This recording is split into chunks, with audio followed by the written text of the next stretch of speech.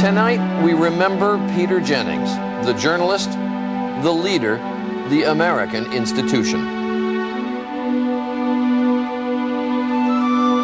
Here in the South Vietnamese capital of Saigon. In Jackson, Mississippi, in the occupied West Bank. From St. Peter's Square in Vatican City. No one did it quite like Peter Jennings. 50 years in broadcasting, an enormous loss, an amazing legacy. From ABC News, this is World News Tonight with Peter Jennings. Good evening, I'm Charles Gibson. Peter Jennings once began this broadcast, his broadcast, by saying, "We have seen the news and it is us." Tonight, the news is Peter. Would that it were not. Our friend and colleague, the anchor of this broadcast for 22 years, died last night. His was a courageous and relatively brief battle with lung cancer. Peter died at his home here in New York. His wife, Casey, his two children, Christopher and Elizabeth, and his sister, Sarah, were with him. They told us today that it was remarkably peaceful at the end. From so many parts of the country, and indeed the world today, people said they felt a special connection with Peter. Viewers, leaders, and presidents. A lot of Americans relied upon Peter Jennings for their news. He became a part of the life of a lot of our fellow citizens, and he will be missed. May God bless his soul. Former President Clinton said that Peter had helped him understand the world. Every time I got a question, it was a question formed out of the experience of his whole life. And it made me wish all other people in that position could have the benefit of that kind of rich experience. Peter's longtime competitors, Dan Rather and Tom Brokaw, talked about their mutual respect. I think Peter had very exacting standards. He set the bar very high for ABC News, especially with international coverage. No one owned the Bosnia story quite the way that Peter did. I envied him that. He made a great personal commitment to that story, and it showed every night on the air. We were also friends, and I'll miss him. But I fear that the news and people who depended on Peter Jennings to bring them the news will miss him even more. People remembered Peter today in two parts of the world where he spent much of his career. Great Britain. Peter Jennings, ABC's news anchor, has died aged 67. And the Middle East. وكان جينينغز خلال سنوات عمله الطويلة. Rudy Giuliani, the mayor of New York during the 9/11 attacks, said that like all those watching that day, Peter was in pain over the destruction wreaked on his beloved city. But he soldiered on and did so with compassion and eloquence. Here at ABC News, we gathered this afternoon to remember the man who was such an inspiration for us. And as we know from the response today, so many of you. It is difficult for us to start talking about Peter in the past tense, but Peter was so many things. Talented, demanding, relentless, elegant, at times utterly brilliant. And I can tell you he would have groused that that last one is a bit over the top. And yes, long before he was officially an American, he had become an American institution. Good evening, everyone. We're going to begin tonight with... It was the program that he loved. Good evening. We begin tonight the program that he anchored by himself for 22 years. Each night he chronicled the events of our lives. But he was far more than just a news anchor. It could take a very long time before Canatra resembles anything like its former self. He was the consummate reporter. This will count as one of the worst attacks since this war began. And what makes Sarajevo so angry at this point is that high overhead all morning, American fighter planes have been circling. Sarajevans wish those fighter planes would drive the Serbs from the gun positions which dominate this town. His final trips overseas to Iraq point up his extraordinary gifts as a foreign correspondent. When Saddam Hussein faced his accusers for the first time, Peter was one of only 3 reporters in the room. A very small group of witnesses, Iraqis and Americans, including 3 reporters, had waited only a few minutes when Saddam Hussein walked through the door. How long? 2 minutes. So too was he an exacting editor. We who appeared on his broadcasts were peppered with questions. Clarity was demanded. Seldom would a report air on World News Tonight that had not been subjected to Peter's critical eye. I get up every day thinking that something is going to happen in the world that I didn't know about yesterday, and I have the opportunity to pass some of that on to the audience. He was tough on us, tougher on himself, and he would not miss a big story. So when we learned an upper respiratory infection kept him from covering the tsunami, and then when he could not cover the death of Pope John Paul II, we knew it must be serious. And it was. I have learned in the last couple of days that I have lung cancer. Yes, I was a smoker until about 20 years ago. As always, Peter had educated himself on the subject. I've been reminding my colleagues today, who have all been incredibly supportive, that almost 10 million Americans are already living with cancer, and I have a lot to learn from them. Peter believed his voice would improve. He believed he'd beat this disease and get back to work. He could not imagine life away from work. And we could not imagine the newsroom without him. I would cover anything. I'm an incurable fire engine chaser. Journalism and broadcasting were in Peter's DNA. His father was a pioneer in Canadian broadcasting. Impatient with school, Peter dropped out of high school and was soon reporting for the Canadian Broadcasting Company. Had you planned on voting next year? Well, I don't know. I haven't decided on it yet. Do you know how many political parties there are in Canada? No, I don't. No, do you know the names of any of them? No, I don't. He always regretted his lack of formal education and never seemed to realize, as we all did, that most often he was the smartest guy in the room. I'm fascinated by everything. There's just too much going on in too many places that I just daren't miss. When the Canadian CTV network launched its first national newscast, Peter Jennings was made anchor. He was all of 24 years old. Was it your boyhood ambition to always be in broadcasting? Without question. It was. In fact, it worries me now because I think that if I hadn't got into it, I couldn't have done anything else. Covering the Democratic National Convention of 1964, Peter caught the eye of ABC. Now from our ABC studio in New York, Peter Jennings. Up 3, queuing. Tornadoes usually kill slightly more than 200 people a year. And ABC made him its anchor in 1965. He was then all of 27, and by his own admission, not ready.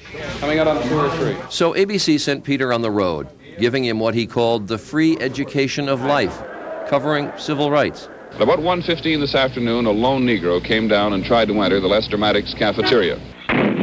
Vietnam. Behind me is the emergency wing of the 3rd Field Hospital here in the South Vietnamese capital of Saigon. The Palestinian problem won't be solved. Even Israelis admit. In 1972, he established the first American television news bureau in the Arab world. And like so much of Saudi Arabia, underneath all the sand, there is oil.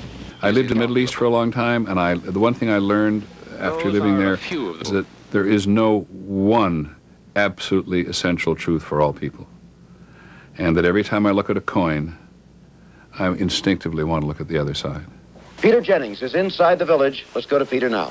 When the terrorists took hostages at the 1972 Munich Olympics, Peter suspected immediately who those terrorists might be. If I were to guess at the moment at which of the commando organizations this group is to come from, I'd be most likely to narrow in on a group called Black September. He was right. The late Roone Arledge was then president of ABC Sports. We happened to hit right where Peter lived. And when you're talking about Al Fatah and Black September and these things which were alien concepts to most Americans, and certainly to most of the people working on the Munich Olympics, Peter knew all of that. I'm Peter Jennings in London. By 1978, Peter was back for a second career anchoring ABC's nightly newscast as foreign news anchor, with co-anchors Frank Reynolds and Max Robinson. I think we need a little other ion time for the U.S. senators in Moscow. Little Beirut, maybe that'll go in the Middle East ion. What about the Salinger piece? World News Tonight with Peter Jennings, this evening reporting from Washington. ABC's evening news program had been renamed. Peter never let any of us forget. The program is World News Tonight. Good evening from Macedonia. Good evening from what is about to become the new South Africa. Good evening from Paris. Peter was always at his best covering the big stories. Someone actually reached up and handed me a small piece of the wall that they had chipped away. It's those small moments that make up this extraordinary day. The triumphs. Challenger, go at throttle up. And the tragedies. We are going to stay on the air until NASA tells us what it knows. Perhaps most memorable, his days of virtual non-stop broadcasting, taking us through the days of 9/11. Memorable, his days of virtual non-stop broadcasting, taking us through the days of 9/11. It's hard to put it into words, and maybe one doesn't need to. Both trade towers where thousands of people work, on this day, Tuesday, have now been attacked and destroyed, with thousands of people either in them or in the immediate area adjacent to them. There is simply no way to accurately describe the emotion this evokes in people all over the world. And it affected Peter emotionally as well. I checked in with my children, and who are deeply distressed, as I think young people are across the United States. And so if you're a parent, you got a kid in some other part of the country, call them up.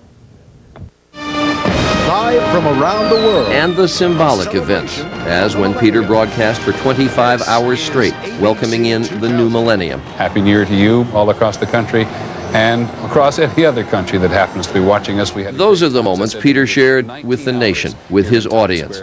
What you didn't see much was his humor and his sense of fun, spoofing a stand-up. ABC News, Cairo. 112, eh?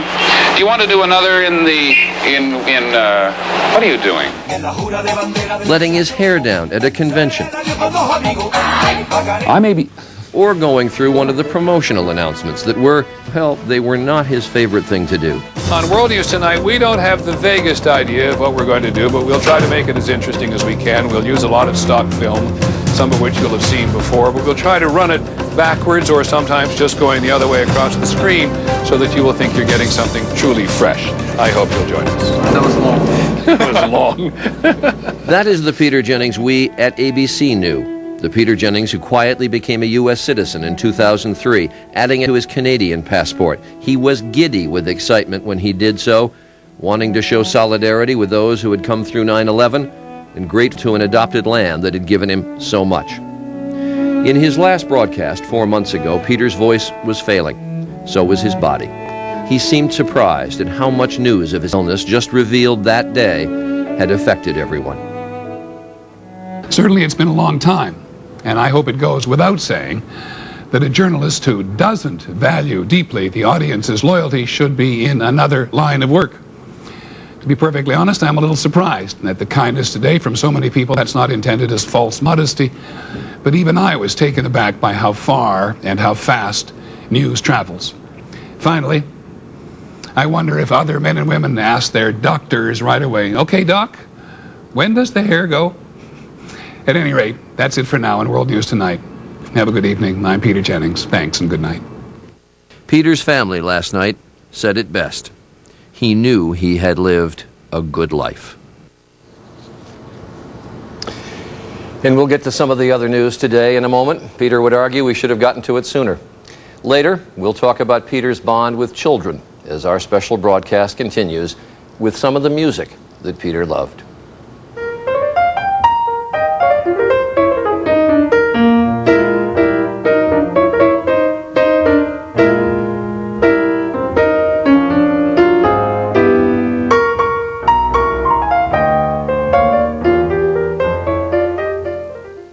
Peter Jennings remembered up close and personal from his colleagues here at ABC as our special broadcast continues.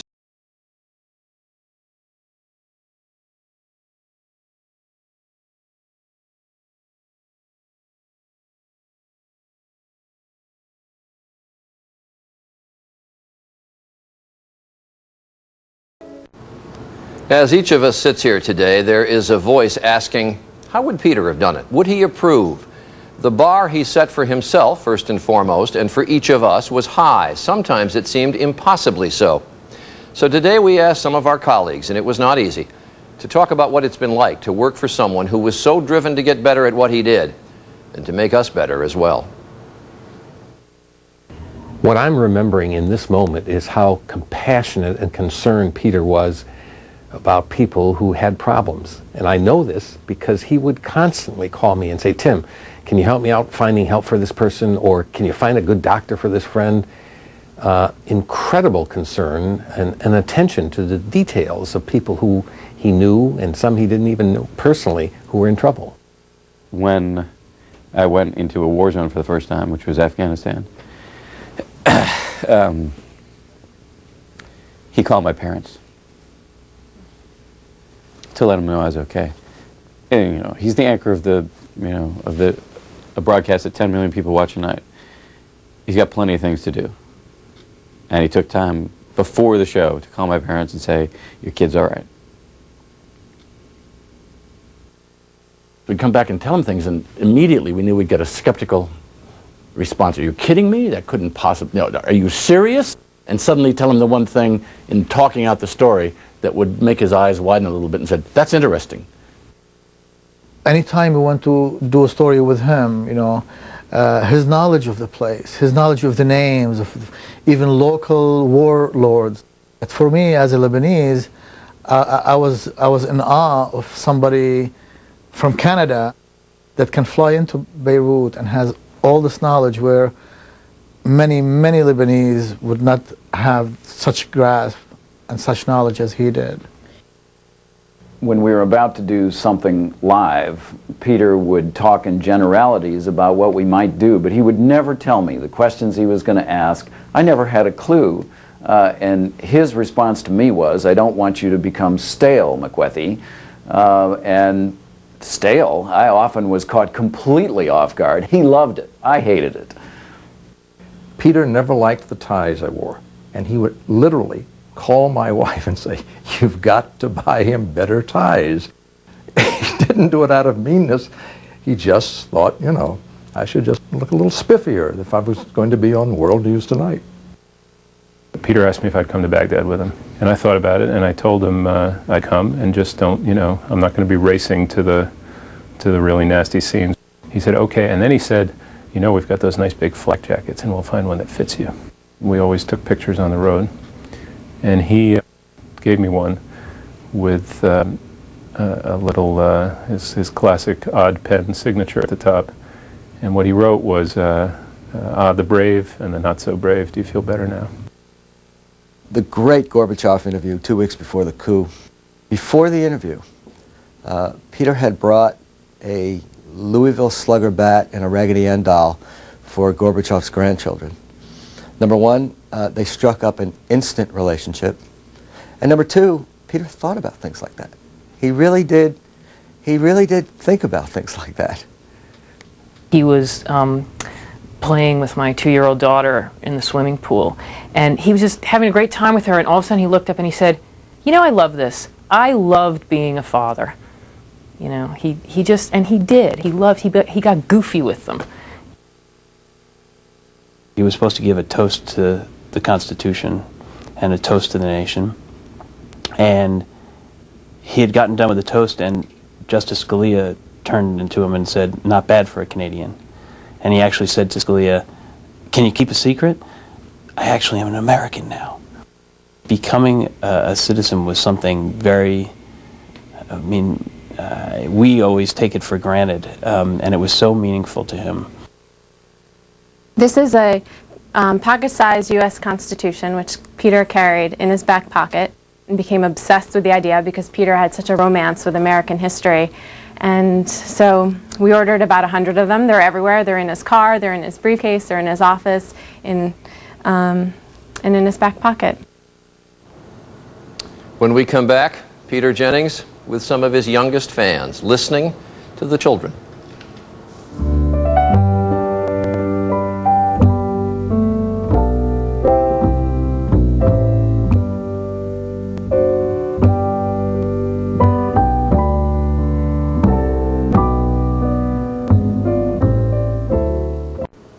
Finally tonight, the youngest audience.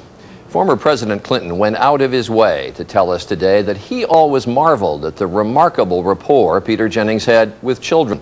Children Peter met in the special town meetings that he did with kids, here in the newsroom or on assignment. Peter never underestimated their intelligence, and he was always invigorated by their curiosity.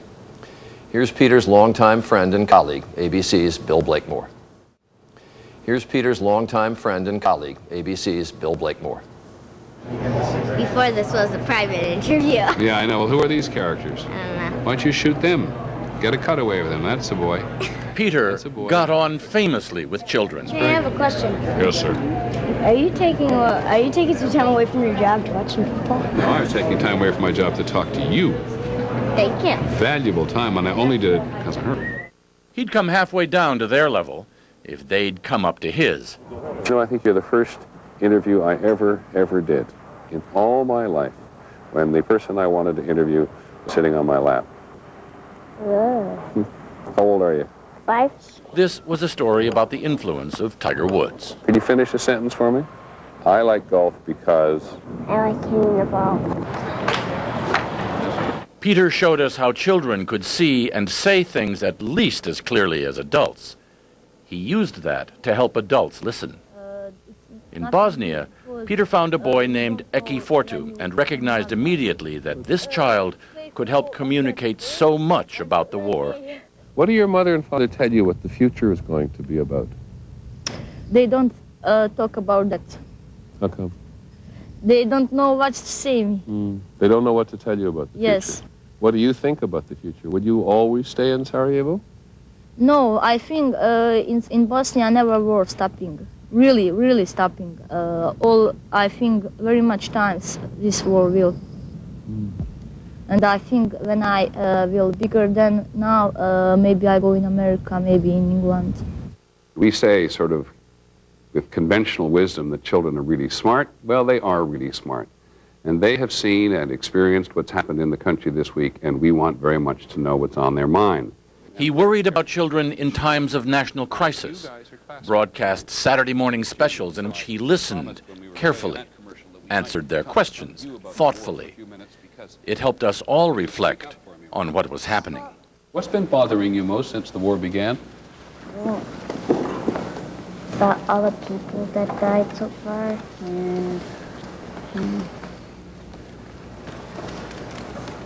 It's tough, isn't it? Every day. It's tough to be young and not understand sometimes what adults are doing. Yes, what's your name? Something in Peter's approach to children told them he really wanted to hear what they really thought. And they returned the compliment. Fantastic. I beg your pardon. Are we trying to kill it? That's nice. Thank you. Bill Blakemore, ABC News, New York. And of course, there are his own children. Christopher, the poet of the family, recently graduated Phi Beta Kappa from Wesleyan University. Lizzie is 25 and working on the global fight against AIDS. Peter adored them both, and both changed plans to be in New York this summer and near their dad.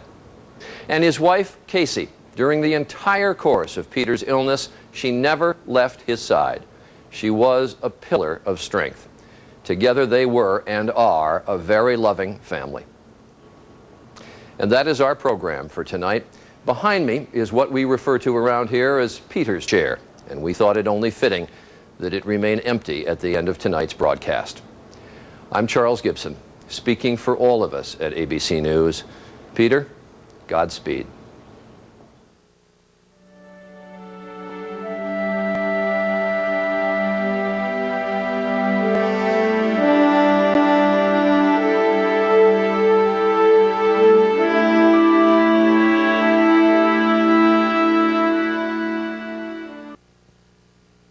The American Broadcasting Company and ABC News mourn the passing of Peter Jennings, anchor, reporter, leader, friend.